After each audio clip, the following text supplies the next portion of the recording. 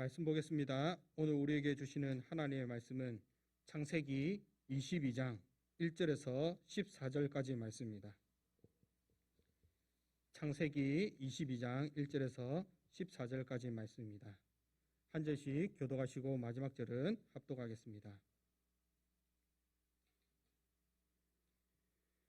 그 일 후에 하나님이 아브라함을 시험하시려고 그를 부르시되 아브라함아 하시니 그가 이르되 내가 여기 있나이다. 여호와께서 이르시되 내 아들 내 사랑하는 독자 이삭을 데리고 모리아 땅으로 가서 내가 내게 일러준 한 산 거기서 그를 번제로 드리라.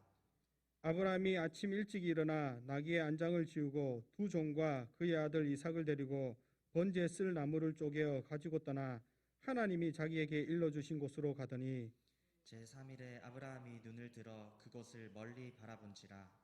이에 아브라함이 종들에게 이르되 너희는 나귀와 함께 여기서 기다리라. 내가 아이와 함께 저기 가서 예배하고 우리가 너희에게로 돌아오리라 하고 아브라함이 이에 번제 나무를 가져다가 그의 아들 이삭에게 지우고 자기는 불과 칼을 손에 들고 두 사람이 동행하더니 이삭이 그 아버지 아브라함에게 말하여 이르되 내 아버지여 하니 그가 이르되 내 아들아 내가 여기 있노라. 이삭이 이르되 불과 나무는 있거니와 번제할 어린 양은 어디 있나이까. 아브라함이 이르되 내 아들아 번제할 어린 양은 하나님이 자기를 위하여 친히 준비하시리라 하고 두 사람이 함께 나아가서 하나님이 그에게 일러주신 곳에 이른지라. 이에 아브라함이 그곳에 제단을 쌓고 나무를 버려놓고 그의 아들 이삭을 결박하여 제단 나무 위에 놓고 손을 내밀어 칼을 잡고 그 아들을 잡으려 하니 여호와의 사자가 하늘에서부터 그를 불러 이르시되 아브라함아 아브라함아 하시는지라. 아브라함이 이르되 내가 여기 있나이다 하매 사자가 이르시되 그 아이에게 내 손을 대지 말라. 그에게 아무 일도 하지 말라. 내가 내 아들 내 독자까지도 내게 아끼지 아니하였으니 내가 이제야 내가 하나님을 경외하는 줄을 알노라. 아브라함이 눈을 들어 살펴본즉 한 순양이 뒤에 있는데 뿔이 수풀에 걸려 있는지라. 아브라함이 가서 그 순양을 가져다가 아들을 대신하여 번제로 드렸더라. 아브라함이 그 땅 이름을 여호와 이레라 하였으므로 오늘날까지 사람들이 이르기를 여호와의 산에서 준비되리라 하더라. 아멘.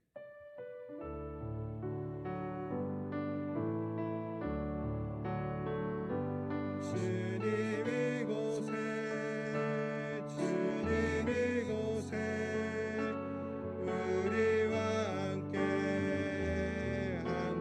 하시네. 나의 몸과 경배 드리네. 주님 이곳에 계시네.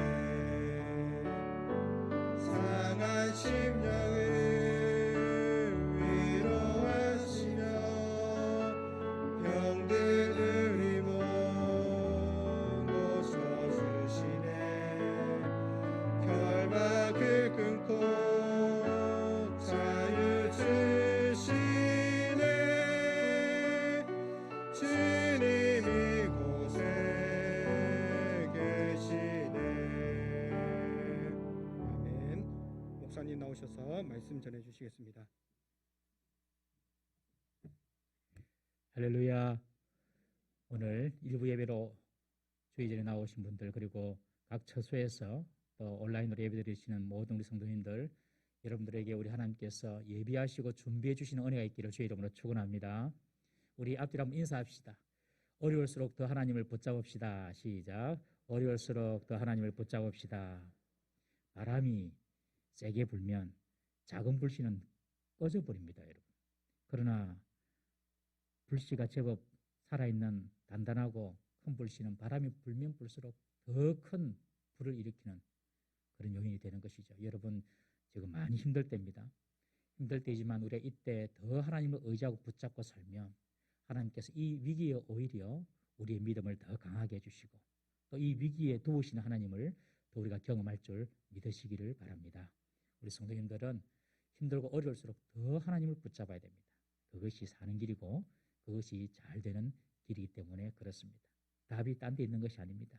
하나님께 답이 있습니다. 힘들고 어려울수록 더 하나님을 붙잡는 우리 성도 되시기를 주 이름으로 축원합니다. 저는 오늘 이 본 말씀을 가지고 여호와께서 준비하십니다라는 제목으로 오늘 나누고자 합니다. 이 본문은 몇 년 전에 제가 한번 했지만은 우리가 계속 지금 창세기를 보고 있기 때문에 시리즈로 계속 연결되기 때문에 이 본문을 빼는 것보다도 또 이 본문이 너무 아브라함의 믿음이 중요하고 또 우리에게 주는 교훈이 크기 때문에 이 본문을 제가 다시 말씀을 전하고자 합니다. 여러분, 그랄 땅의 왕인 아비멜렉과 그 땅에 나그네로 들어온 아브라함이 지난 주일날 브엘세바 조약을 맺었습니다. 맹세를 했습니다. 이제 아브라함은 그 그랄 땅에서 아주 자유롭게 살 수 있는 그런 법적인 권리를 갖게 되었습니다. 아브라함에게 이제 완전히 평안이 찾아온 것이죠. 자기 인생의 모든 문제가 다 해결되는 순간이었습니다. 100년 동안 자기와 자기 아내의 몸을 통하여 나타난 자식이 없었는데 100년 만에 이삭을 낳음으로 후손의 문제도 완전히 해결했습니다.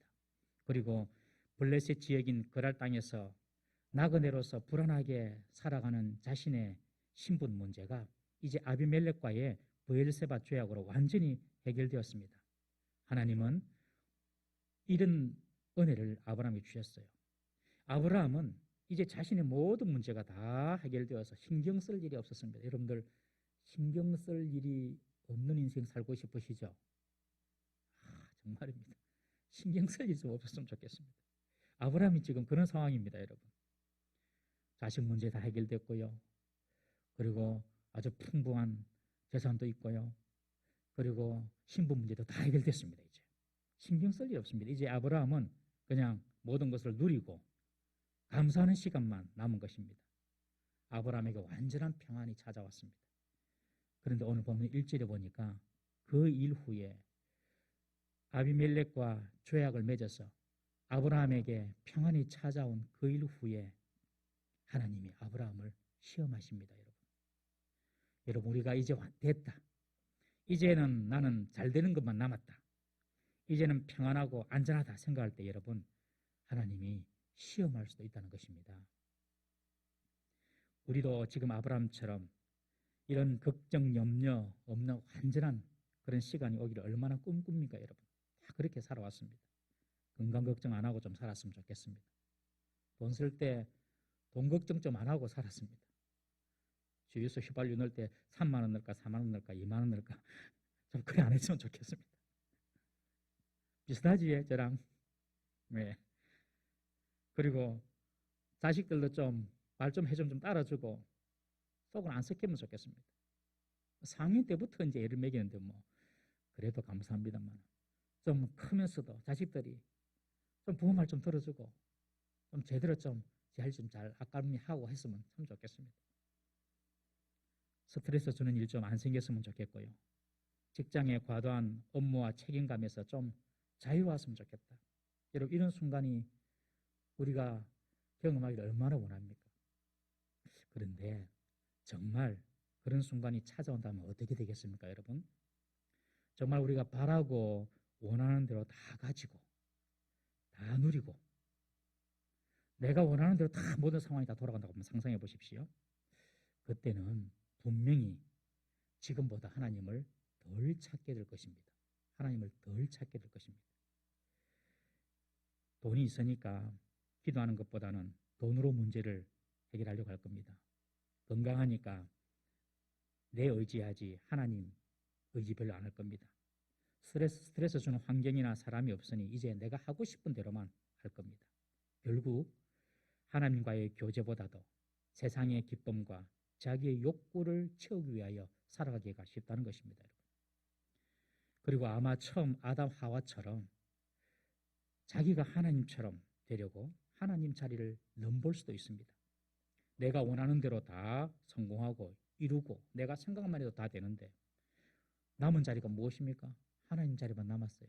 내가 하나님이다. 내가 신이다. 내가 왕이다. 하나님을 믿으려고 하는 것이 아니라 나를 믿어라. 여러분 그렇게 될 것입니다. 세상에서 가장 큰 것을 잃는 것이 무엇일까요? 세상에서 가장 큰 것을 잃는 것. 돈도 아니고 건강도 아니고 명예도 아니고 생명도 아닙니다. 여러분. 세상에서 가장 큰 것을 잊어버리는 것은 잃어버리는 것은 바로 믿음입니다. 믿음. 믿음을 잃어버리면 금세행도, 내세도 모든 것을 잃어버려요. 모든 소망을 잃어버리는 것입니다. 믿음을 잃어버리면. 그러나 믿음을 꼭 붙잡고 있으면 여러분 가장 중요하고 소중한 것을 여러분들이 소유하고 있음을 꼭 믿으시길 바랍니다. 오늘 모든 것을 이룬 아브라함에게 하나님께서 나타나셔서 지금 아브라함을 시험하십니다. 하나님은 때때로 우리의 진짜 믿음을 우리 스스로 돌아보게 하기 위하여서 우리를 시험하실 때가 있습니다. 그리고 우리의 믿음을 더 단단하게 하기 위해서 하나님이 시험하시기도 합니다. 사탄도 시험합니다. 사탄이 하는 시험은 유혹하고 넘어지게 하고 그리고 우리의 복을 도둑질하고 우리의 몸을 죽이고 우리의 영혼을 멸망시키는 것이지만 하나님의 시험은 우리의 믿음을 단단하게 하고 연단시키는 것입니다. 그리고 마침내 복을 주시는 것이지요. 하나님이 아브라함을 시험하시는데 그런데 그 시험의 강도가 최극강의 시험입니다. 여러분. 아들 이삭을 내게 바치라는 것입니다. 여러분 이런 시험은 하나님다운 시험이 아니죠. 하나님은 사람을 제물로 받으시는 그런 제사를 원하지 않습니다. 훗날 모세가 있을 때 모세의 법이 정해졌습니다. 율법이 정해질 때는 절대로 사람이나 아들을 제물로 바치지 말라고 모세의 법에 규정되어 있습니다. 오늘날이야 뭐 사람을 인신 제사한다는 것이 말이 되나 싶겠지만 당시 가나안 문화는 우상들에게 특히 몰렉 신에게 자신의 정성을 보여주기 위해서 실제로 아들을 바치는 일이 있었던 것입니다. 그런데 오늘 본문에서 왜 하나님은 당신의 성품과도 맞지 않는 그런 인신 제사를 아브라함에게 드리라고 하겠습니까? 지금 하나님이 아브라함에게 뭔가 하고 싶은 말이 있다는 것입니다. 하나님께서 하나님의 일반적인 성품이 아닌 다른 모습으로 우리를 다루실 때가 있습니다. 여러분. 하나님의 일반적인 성품이 아닌 다른 모습으로 우리를 다루실 때는 하나님이 우리에게 꼭 하고 싶은 말이 있다는 것입니다. 하나님은 우리를 일부러 힘들게 하시는 분이 아닙니다. 여러분. 믿으십니까? 이 사실을 꼭 기억하셔야 돼요. 하나님 우리를 일부러 어렵게 하시는 분이 아닙니다. 그런데 하나님의 성품과 다르게 우리를 다루실 때는 하나님의 꼭 그 전하고 싶은 메시지가 있다는 것입니다. 왜 하나님의 성품에도 위배되는 이 시험을 통해서 하나님께서 아브라함에게 전하고 싶은 그 말씀이 무엇입니까? 저는 세 가지로 살펴봤습니다. 첫 번째는요. 아들 이삭을 바치라. 하나님의 성품과 위배되는 이 명령. 이 명령은 왜 하나님께서 하셨냐? 이삭은 아브라함이 너의 소유가 아니라 원래 이삭의 소유는 바로 하나님 나 자신이라는 것입니다. 하나님이 바로 이삭의 주인이라는 것입니다. 하나님이 것이니까 하나님께서 지금 아브라함 보고 바치라고 하는 것입니다. 이삭은 아브라함의 힘으로 태어난 자식이 아니지요. 자기 몸이 100세가 되어서 스스로 자기 몸이 죽은 줄 알았을 때에 하나님께서 기적적으로 아브라함의 몸을 회춘시켜 주셔서 이삭을 얻게 하신 것입니다. 지금 이삭을 바치라는 이 시험은 이삭의 주인이 바로 하나님임을 일깨워 주시는 시험입니다. 하나님이 이삭을 아브라함에게 주셨지만 하나님은 그래도 이삭의 주인이 나라는 것을 하나님께서는 알고 싶은 것입니다. 그래서 이삭을 바쳐라. 진짜 주인은 이삭도 아니고 아브라함 너도 아니고 나라는 사실을 말씀하고 싶은 겁니다. 여러분 우리가 좋아하고 우리가 소중히 여기는 것을 잃었을 때 우리가 중요하게 여겼던 것들 우리가 이런 경험을 할 때 우리는 꼭 기억을 해야 됩니다. 아, 내 것이 아니었구나. 그것이 내 것이 아니었구나. 내 것이면 뭐 한다고 읽겠습니까? 갖고 있죠. 내가 주인이 아니었구나. 하나님이 주인이셨구나. 그래서 하나님께서 가져가시는구나. 여러분 그렇게 생각할 수 있어야 됩니다. 물질을 잃었을 때에도 물질의 주인이 내가 아니구나.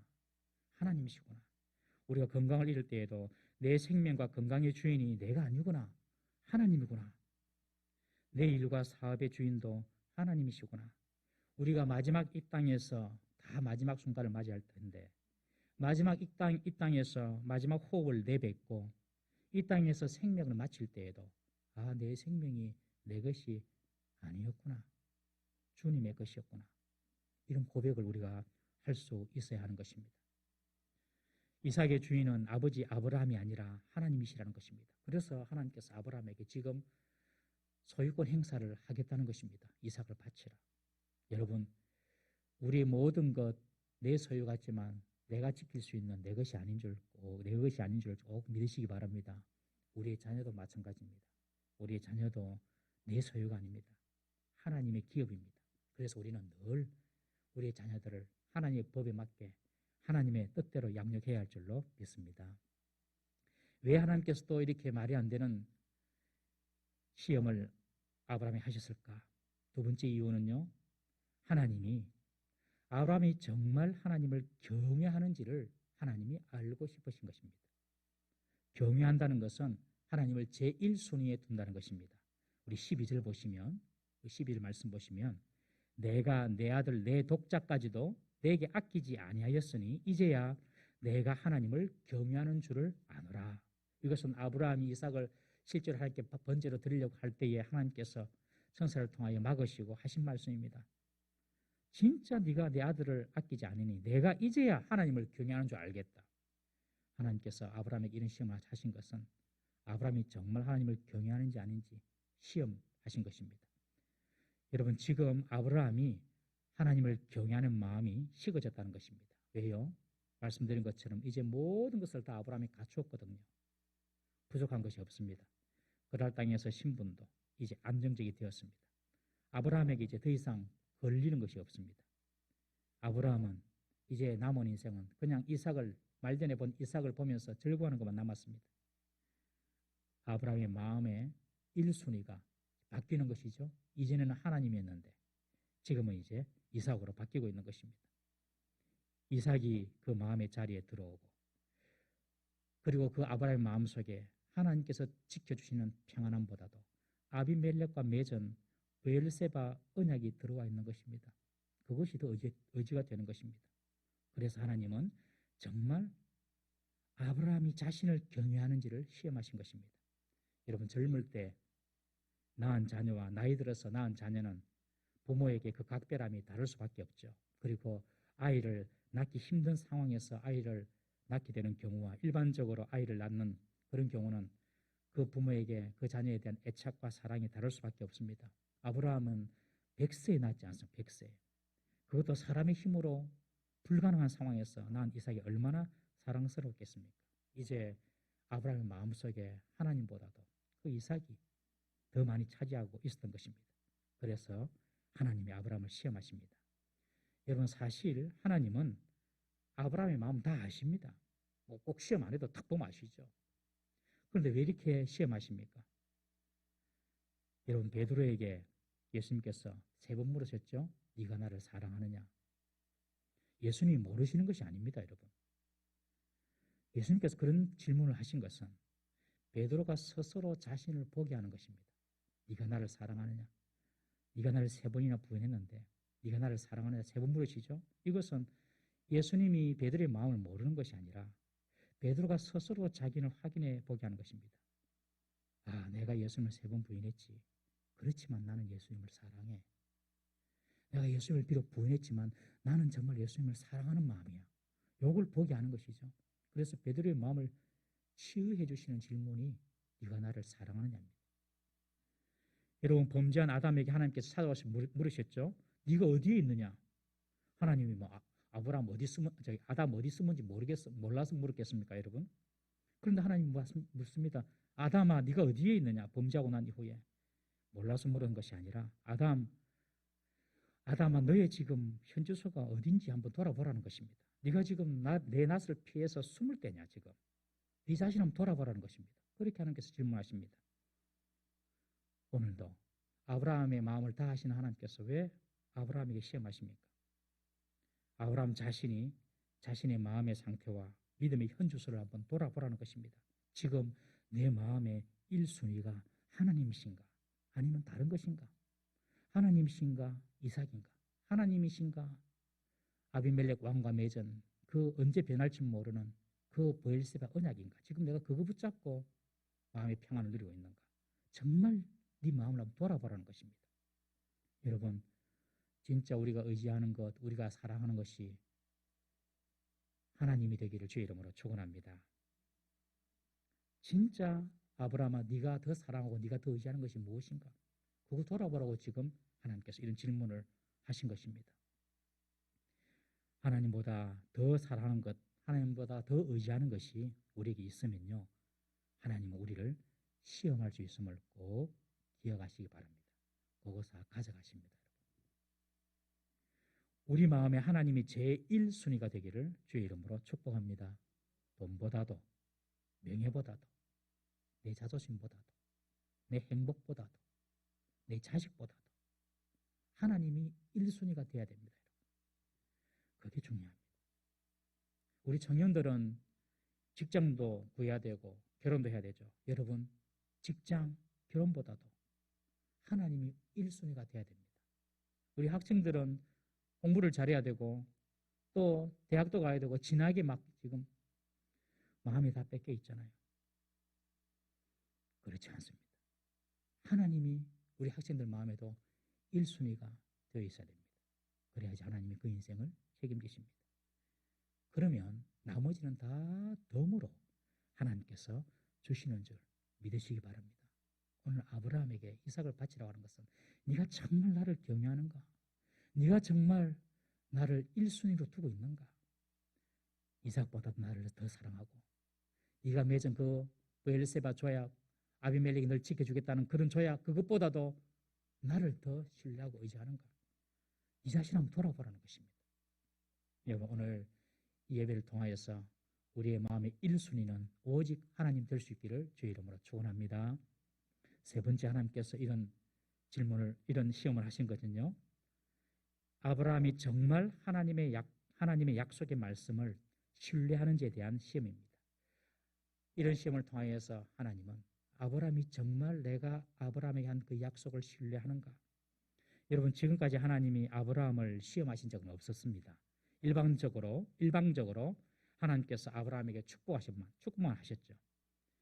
내 몸으로 태어날 씨를 통해서 하늘의 별처럼 그리고 바다의 모래처럼 내가 많은 자손을 주겠다. 하나님께서 약속하시고 축복하셨습니다. 지금 하나님께서 이삭을 바치라고 하는 것은 아브라함이 정말 하나님의 약속을 믿고 있는지에 대한 시험입니다. 이삭을 통해서 자손을 주시겠다고 하나님께서 약속했는데 아브라함이 그 약속을 믿으면 어떻게 되겠습니까? 하나님이 이삭 바치라고 할 때 바칠 수 있습니다. 믿으면. 그러나 이삭을 죽이면 어떻게 자손이 날 수 있어 하고 의심하면 이삭을 바칠 수 없는 것입니다. 그런데 아브라함은 이 시험에서 믿음으로 반응합니다. 아브라함은 하나님의 말씀에 순종하여서 이삭을 바치는데 그의 믿음은 이런 것이었습니다. 우리 히브리서 11장 17절에서 19절 말씀 우리 함께 읽어보겠습니다. 우리가 잘 아는 말씀인데요. 함께 읽어봅니다. 시작. 아브라함은 시험을 받을 때에 믿음으로 이삭을 드렸으니 그는 약속들을 받은 자로 돼 그 외아들을 드렸느니라. 그에게 이미 말씀하시기를 내 자손이라 칭할 자는 이삭으로 말미암음이라 하셨으니 그가 하나님이 능히 이삭을 죽은 자 가운데서 다시 살리실 줄로 생각한지라. 비유컨대 그를 죽은 자 가운데서 도로 받은 것이니라. 하나님께서는 이삭을 통하여서 내 후손을 번성하게 하겠다. 이 약속을 하셨는데 이 아브라함이 그 약속을 꼭 붙잡았어요. 그래서 하나님께서 이삭을 죽이시더라도 죽은 자 가운데서 다시 살려주실 것이야. 하나님의 약속을 딱 붙잡으니까 이런 믿음이 생기는 것입니다. 아브라함은 하나님께서 이삭을 통해 자손을 주실 줄 믿고 그 약속을 붙잡고 이삭을 바치더라도 죽이더라도 하나님께서 살려주실 거야. 이런 믿음으로 이삭을 하나님께 바쳤던 것입니다. 그러나 아브라함은 인간의 상식을 초월할 만큼 정말 무모해 보이는 믿음입니다. 우리가 볼 때에 어떻게 번제로 드리고 난 후에 다시 살아날까? 정말 무모해 보이는 믿음입니다. 그렇지만 아브라함은 하나님의 약속을 붙잡았기 때문에 우리가 보기에 무모해 보이는 믿음이라도 가졌던 것입니다. 여러분, 때로는 믿음이 우리의 상식과 우리의 생각을 뛰어넘는 것을 요구할 때가 있습니다. 항상 상식과 자기의 생각의 세계 속에만 갇혀 있으면 자기 수준, 자기 범주를 벗어나지 못하는 것입니다. 믿음이란 나의 능력이나 나의 지혜를 믿는 것이 아니라 하나님의 말씀을 믿는 것이 믿음인 줄 꼭 기억하시기 바랍니다. 성도는 자기 실력으로 사는 사람이 아닙니다. 성도는 자기 믿음의 크기대로 사는 사람입니다. 우리 고린도전서 2장 9절에서 10절 말씀 한번 읽어보겠습니다. 시작. 기록된 바 하나님이 자기를 사랑하는 자들 위하여 예비하신 모든 것은 눈으로 보지 못하고 귀로 듣지 못하고 사람의 마음으로 생각하지도 못하였다 함과 같으니라. 오직 하나님이 성령으로 이것을 우리에게 보이셨으니 성령은 모든 것 곧 하나님의 깊은 것까지도 통달하시느니라. 여러분, 눈으로 보고 귀로 듣고 마음으로 생각할 수 있는 것만 쫓아가는 것은 믿음의 세계가 아닙니다. 이것은 하나님이 예비해 놓으신 것을 절대로 볼 수가 없습니다. 하나님은 우리가 눈으로 보지 못하고 때로는 귀로도 들어보지도 못하고 마음으로 상상할 수도 없는 일도 행하실 수 있는 분이라는 것을 여러분 꼭 믿으시기 바랍니다. 그런데 이 믿음은 그냥 생기지 않아요. 오늘 본문의 이야기처럼 10절에 고린도전서 2장 10절의 말씀처럼 성령으로만 가능합니다. 성령으로만 우리가 눈으로 보지 못하고 귀로 듣지 못하고 상상할 수 없는 것들을 보게 하고 듣게 하고 기대하게 하고 그런 생각을 품게 해줍니다. 그 일을 누가 하느냐? 성령께서 그렇게 하신다는 것이죠. 우리의 생각이나 우리의 능력 밖의 것들이 생각이 나고 그런 것들에 대한 믿음이 생기고 소망이 생기는 것은 여러분들에게 성령께서 그렇게 역사하셨다는 것입니다. 하나님께서 아들을 번제로 바치라는 이 과정이 얼마나 힘들고 어렵겠습니까? 우리는 상상할 수도 없습니다. 번제라는 이 제사 방식은요, 먼저 제물을 죽이고 각을 떱니다. 각을 떠는 것은 목, 팔, 다리를 다 자른 겁니다. 그리고 완전히 불로 태워드리는 것이 번제입니다. 그 제사 방법 자체가 끔찍하고 엽기적입니다. 그런데 그 일들을 이 아브라함 아버지가 해야 하니 얼마나 그 마음이 무겁겠습니까? 그래서 아브라함은 아침에 일찍 일어납니다. 아마 밤새 잠을 못 잤을 것입니다. 아침에 일찍 일어나서 나귀의 안장을 지우고 두 종과 이삭을 데리고 하나님이 지시하신 모리아 땅의 산으로 출발합니다. 그리고 아내 사라에게도 말하지 않습니다. 분명 사라가 막았을 것이기 때문에 그렇습니다. 아브라함은 그 고통을 오롯이 자기만 지고 길을 떠납니다. 사흘길을 갑니다. 그 사흘길이 아마 아브라함 평생의 가장 긴 고통의 시간이었을 것입니다. 마치 우리 예수님께서 십자가에 죽으시고 3일 동안 무덤에 계실 때에 하나님 아버지의 마음도 아마 이런 아브라함의 마음이었을 것입니다. 그리고 이제 그 산에 도착했을 때 아브라함은 두 종에게 말합니다. 나귀와 함께 산 밑에서 기다리고 있어라. 그리고 5절에 보면 우리가 예배하고 너희에게로 돌아오리라. 참 이 말이 아브라함의 놀라운 믿음의 표현입니다. 우리가 하나님께 예배하고 우리가 너희들에게로 돌아오리라. 내 혼자 돌아오는 것이 아니라 우리가 돌아오리라. 그렇게 말하고 있거든요. 아브라함은 이삭을 번제로 드리지만 하나님은 반드시 살려주셔서 같이 돌아올 줄 믿었던 것입니다. 이것이 아브라함의 위대한 믿음입니다. 여러분, 어떤 믿음입니까? 지금은 비록 죽음을 통과해야 하는 그런 번제를 드리지만 하나님의 약속은 반드시 성취된다. 하나님의 약속은 반드시 성취되므로 이삭이 살아서 돌아올 것이라는 그런 믿음인 것입니다. 아브라함이 그 힘들고 어려운 과정을 통과할 수 있었던 비결은 하나님의 약속의 말씀을 붙잡았던 것입니다. 여러분. 우리가 죽음을 통과하는 듯한 고통과 고난 속에서 우리가 살 수 있는 비결은 하나님의 약속의 말씀을 붙잡는 것인 줄 믿으시기를 바랍니다. 이것이 진짜 믿음입니다. 진짜 믿음. 사람 붙잡는 거 말고 내가 가지는 실력, 능력 붙잡는 거 말고 하나님을 꼭 붙잡는 것입니다. 하나님의 약속을 붙잡는 것입니다. 그것이 어떠한 문제도 이길 수 있는 힘이 되는 것입니다. 그리고 그것이 진짜 믿음입니다. 보이지 않을 때 믿을 수 있는 것, 절망 가운데 있을 때 소망할 수 있는 것, 지금 안 되고 있지만 하나님을 신뢰함으로 잘 될 수 있다는 믿음을 가질 수 있는 것, 여러분 그것이 진짜 믿음인 것입니다. 세상 사람들은 하나님의 기적과 역사를 보여주면 믿겠다 그렇게 말하지 않습니까? 여러분? 다 세상 사람들 그렇게 말합니다. 그러나 하나님은요, 네가 믿으면 영광을 볼 것이다. 영광 보여주면 믿을게요. 이거 말고 제가 자주 강조하는 것이죠. 여러분, 우리의 신앙생활에 이게 답니다. 믿음으로 사는가, 믿음으로 살지 않는가. 예수님께서 다시 오실 때 무엇을 확인한다 그랬습니까? 내가 믿음 있는 자를 보겠느냐. 믿음으로 확인한다 합니다. 우리가 주를 믿으면 주님께서 우리에게 영광을 보여주실 줄 믿으시기 바랍니다. 지금 상황이 다 힘들고 어렵지만 하나님 약속을 붙잡으십시오. 하나님의 약속이 없으면 말씀을 보세요. 그리고 말씀을 들으세요. 그리고 하나님의 약속의 말씀을 다 붙잡으십시오. 아브라함이 지금 그렇게 이 힘든 시험을 통과하고 있습니다. 믿음의 조상으로서 아브라함은 지금 면모를 확실히 갖추고 있는 모습입니다. 그러나 아들을 잡아야 하는 아브라함의 마음의 고통은 우리가 상상하기 힘든 고통입니다. 이제 이삭에게 번제에 썰 나무를 지우게 하고 아브라함은 칼과 불을 가지고 하나님이 명하신 그 모리아 산으로 올라갑니다. 그런데 그 모리아 산으로 올라가는데 이삭이 묻습니다. 아버지, 불도 있고 나무도 있는데 번제할 어린 양이 어디 있습니까? 정말 이 질문은 아브라함의 마음에 비수를 꼽는 질문입니다.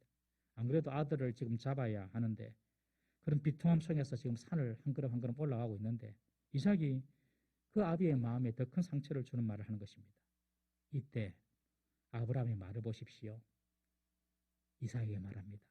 이삭아, 하나님이 자기를 위하여 준비하실 거야. 하나님이 자기를 위하여 준비하실 거야. 아브라함은 모든 일의 주권이 하나님의 손에 있음을 인정해버립니다. 그리고 하나님이 준비하실 거라고 이삭에게 응답합니다. 여러분, 이 믿음은 정말 중요한 믿음의 고백입니다. 우리가 비통하고 절망스러운 일이 찾아올 때에 우리의 말의 고백이 아주 중요하다는 사실을 꼭 기억하십시오. 결국에는요, 그 시험 중에 고통 중에 했던 말 그대로 하나님은 아브라함을 위해서 나중에 번제물을 따로 준비해 주지 않습니까, 여러분? 하나님 다 준비해 주세요, 정말. 여러분, 아프고 고통스럽고 화나고 억울하고 고난 가운데 있을 때 그때 우리가 하는 말, 그 말 그대로 하나님께서 역사하시는 줄 꼭 믿으시기 바랍니다. 지금 이삭에게 아브라함이 이삭아, 하나님이 준비하실 거야. 그 말 그대로 하나님께서 뿌리 수풀에 걸린 양을 준비해 주신 것처럼 여러분, 우리가 힘든 과정을 통과할 때 에이 죽겠다, 에이 짜증나, 그러면 그런 짜증날 일이 생기고 죽는 일이 생기는 것입니다. 우리 이미 잘 알지 않습니까? 이스라엘 백성이 가나안 땅을 정탐하고 난 뒤에 우리 죽겠다 그러니 그냥 다 죽어버리잖아요. 여러분. 힘들고 어려울 그때에 믿음의 고백을 하고 힘들고 어려울 그때에 하나님을 찬양하고 높이고 여러분, 그때 하나님께서 그 소리, 그 찬양을 들으시고 그대로 여러분들에게 역사하심을 믿으시기 바랍니다. 아브라함이 지금 이삭에게 그렇게 고백합니다. 하나님이 준비할 거라고. 결국 모리아산 정상에 올라 아브라함은 제단을 쌓고 나무를 버리고 이삭을 결박하여서 칼로 잡으려고 합니다. 여러분. 이때 하늘로부터 급한 소리가 들립니다. 여호와의 사자가 아브라함아 아브라함아 다급하게 두 번 연거푸 부르면서 아브라함의 행동을 막습니다. 그 아이에게 손대지 말라. 아무 일도 그에게 하지 마라. 네가 네 아들 독자라도 내게 아끼지 아니하였으니 내가 이제야 내가 하나님을 경외하는 줄을 아노라. 드디어 하나님으로부터 아브라함은 시험지에 합격점을 받는 순간입니다. 여러분, 우리가 하나님께 시험을 받을 때가 있습니다. 그때에는 하나님의 합격점을 받도록 해야 합니다. 힘들고 어려울 때에 하나님 약속 붙잡고 믿음으로 반응하면서 합격해야 합니다. 그리고 아브라함이 이제 이삭을 풀어주고 주위를 둘러보니 정말 수풀에 뿔이 걸려있는 숫양을 발견하고 이것을 하나님이 정말 준비해 주셨구나 알고 아들을 대신하여서 번제로 드립니다.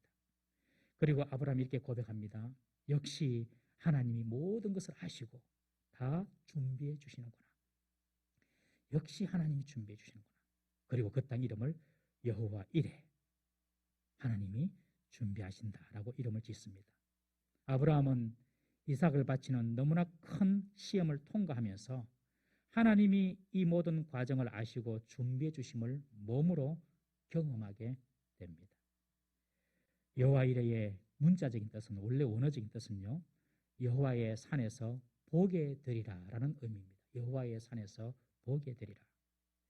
그 여호와의 이레의 하나님을 볼 수 있는 곳, 그곳은 아들을 죽여야 하는 그 모리아산 정상이었습니다. 그 정상에서만 하나님의 준비하심을 볼 수 있는 것입니다. 중간에 아브라함이 모리아산을 올라가다가 그냥 포기하고 산을 내려가든지 아니면 도망가 버리면 하나님이 예배해 주시고 준비하신 은혜는 맛볼 수가 없는 것입니다. 그 모리아산은 아브라함이 피하고 싶은 길이었습니다. 당장이라도 내려가고 싶은 길이고 당장이라도 이삭과 함께 도망가고 싶은 그런 힘든 길이었습니다. 그러나 아브라함이 그 힘든 모리아 산길을 순종하며 믿음으로 한 발 한 발 천근 같은 무거운 발걸음을 오르고 있을 때에 하나님께서 예비하시고 준비하신 것을 볼 수 있었던 것이죠. 제가 이 설교를 하면서 일전에도 그렇게 말씀드렸는데 정말 저는 이 장면이 너무너무 은혜가 돼요. 모리아 산으로 아브라함 이삭을 데리고 한 걸음 한 걸음 올라갈 때에 반대편에서 하나님께서 양 한 마리를 이렇게 몰고 오시는 그 모습 상상이 되십니까, 여러분? 저는 이 모습이, 이 말씀을 보면서 이 모습이 생각이 나는데 너무 저는 이 모습이 아름다워요. 아브라함이 올라가기 힘든 길입니다. 이삭을 데리고 아버지 양이 어디 있습니까? 하면서 아버지 마음에 비수를 꼽는 그 길을 올라갑니다. 도망가고 싶은 길입니다. 내려가고 싶은 길입니다. 그런데 하나님은 반대편에서 아브라함아 올라와 힘내 하면서 응원하시면서 양 한 마리를 데리고 올라가세요. 보이지 않습니다. 반대편에는 아브라함. 그러나 하나님은 다 보고 알고 계세요. 그리고 여호와 이레, 하나님이 준비하시는 것을 볼 수 있는 그 지점은 바로 이 산 정상에서 아브라함이 하나님의 준비하시는 것을 보는 것입니다. 이 그림을 꼭 기억하십시오. 내가 혼자 힘들고 어려운 길을 걷고 가는 것 같지만 하나님 우리를 다 보고 계시고 반대편 산 쪽에서 격려하고 응원하시면서 지금 내 일은, 내 계획은 하나도 안 되는 것 같은데 그러나 하나님은 다 알고 계시고 한 걸음 한 걸음 하나님께서 예비하신 그 양을 몰고 올라오고 계심을 여러분 믿으시기 바랍니다. 그런데 그것을 어디서 보느냐? 여호와 이레를 어디서 보느냐? 산 정상까지 올라가야 하는 것입니다. 이렇게 하나님의 산 위까지 올라가는 데는요, 그래서 순종이 필요하고 믿음이 필요한 것입니다.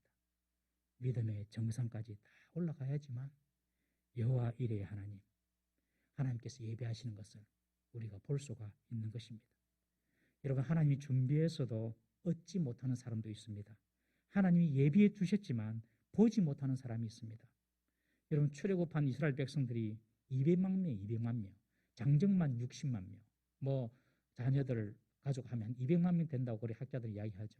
출애굽을 200만 명 하나님께서 출애굽시켜가지고 가나안 땅을 하나님께서 보내려고 했는데 그 가나안 땅에 들어간 사람은 여호수아 갈렙 두 사람입니다. 처음 출애굽한 사람 중에서 200만 명을 불렀는데 하나님께서 예비하신 그 가나안 땅을 본 사람은 여호수아 갈렙 두 사람입니다. 100만 분의 1입니다. 100만 분의 1. 여호와 이레를 정말 경험하는 사람은 100만 분의 1이에요. 우리 부산 인구가 한 350만 명 됩니까? 한 3명, 4명 다 올라가다가 포기하는 거예요. 다 올라가다 도망가자, 포기하자, 하나님이 좀 실성했다, 하나님 노망 들었는 것 같다, 어떻게 아들을 바치라 그러노? 다 중간에 포기합니다. 여러분, 우리들은 끝까지 하나님 약속을 믿고 모리아산을 믿음으로 순종으로 끝까지 올라갈 수 있기를 주의 이름으로 축원합니다. 정말 저는 이 찬송만 생각하면 항상 위로가 돼요. 그리고 소망을 주는 찬송이 있습니다. 저는 이 찬송을 부르면 막막한 길 가운데서도 늘 힘이 되는 찬송이 있습니다. 내 갈 길 멀고 길은 험한데 빛 대신 주 저 본향 집을 향해 가는 길 비추소서. 내 가는 길 달지 못하나. 저는 이 본문이 너무 좋아요. 내 가는 길 달지 못하나. 아브라함이 다 몰라요. 올라가는 길이. 한 걸음씩 한 걸음씩 느린도 하소서. 하던 일이 계획들이 다 숲으로 돌아오고 안 되고 어렵고 힘들 때에, 정말 하루 앞을 안 보이는 볼 수 없는 그런 상황 가운데 있을 때에 하나님은 한 걸음 한 걸음 나를 인도해 주시고 결국에 나를 위하여 하나님께서 예배해 주신다. 저는 이 찬송 너무너무 좋아하거든요. 여러분 몇 분 들었을 거예요. 너무너무 제가 좋아요. 저는 이 찬송이 저처럼 여러분들 입에서 나올 수 있는 고백이 될 수 있기를 주의 이름으로 축원합니다. 한 걸음씩 느린도 하소서. 이런 믿음 다 갖고 있으면 우리 인생의 문제 해결할 수 있습니다. 보이지 않지만 우리를 위해 준비하시고 예배하시는 주님, 그 주님을 신뢰하시고 그 주님의 약속을 붙잡고 아브라함처럼 우리에게 있는 시험과 시련의 모리아산, 피하고 싶고 도망가고 싶은 모리아산, 그 산길을 뚜벅뚜벅 한 걸음씩 올라가 마침내 믿음의 정상에서 정말로 나를 위하여서 이렇게 예배해 주셨네. 정말 여호와 하나님의 역사하심 내가 찬양합니다. 이런 고백할 수 있는 우리 모든 성도님 되실 수 있기를 주의 이름으로 축원합니다. 기도하겠습니다. 이렇게 한번 기도하십시다. 하나님, 도망가고 싶은 현실 앞에서, 가고 싶지 않은 길 위에서, 올라가야 하는 모리아산 앞에서 주님을 끝까지 신뢰함으로 믿음의 정상에 우뚝 서는 우리 자신이 되게 해주십시오. 다 같이 한번 주여 한번 부르짖고 동서는 기도하십니다. 주여, 자비로우신 하나님 아버지, 주님의 약속의 말씀을 붙잡고 현실의 고통과 무거움과 어려움을 이겨나가는 저희들 되게 하여 주옵소서. 하나님이여, 아브라함이 붙잡았던 하나님의 약속, 하나님께서 그 약속을 반드시 행하시고 이루어주신다는 약속, 아버지여, 이삭을 번제로 바치더라도 살릴 것이라는 이 믿음, 우리의 상상과 우리의 상식과 아버지 우리의 생각을 뛰어넘는 이 믿음 저희들에게 허락하여 주옵소서. 아버지여, 주님께서 보여주셔서 믿는 것이 아니라, 아버지여, 주님께서 우리에게 들려주셔서 믿는 것이 아니라, 아버지 약속의 말씀을 붙잡고 한 걸음 한 걸음 나아감으로 마침내 하나님의 영광, 하나님께서 예비하신 여호와 이레 하나님 다 경험한 우리 성도들 되게 하여 주옵소서. 포기하거나 낙심하지 말게 하옵소서. 주저앉지 말게 하여 주옵소서. 지금도 반대편에서 일하고 계신 하나님을 신뢰하게 하여 주옵소서. 보이지 않지만 들리지 않지만 일하시는 하나님, 우리를 격려하시는 하나님, 그래 한 걸음 한 걸음 더 올라가라고 말씀하시는 그 하나님, 아버지여, 그 말씀 그 하나님의 약속 붙잡고 아버지 오늘도 한 걸음 한 걸음 믿음으로 걸어갈 수 있는 우리 모든 성도들 되게 하여 주시옵소서. 주여 도와 주시옵소서. 주님께서는 우리를 위하여 준비하시고 예비하시는 여호와 이레의 하나님이시지만 우리는 가던 길을 포기해버리고 주저앉아버리고 하나님께서 약속하신 그 장소까지 올라가지 못하여서 준비하신 것을 얻지도 못하고 예비하신 것을 보지도 못하는 인생 되지 않도록 주여 우리에게 믿음을 주시고 하나님 말씀을 붙잡고 순종하며 나아갈 수 있는 용기를 허락하여 주옵소서. 믿음의 정상 위에서 우리를 위하여서 예비하신 그 하나님의 놀라운 축복과 은혜를 다 볼 수 있는 우리 모든 성도들 되게 하여 주옵소서. 예수님의 이름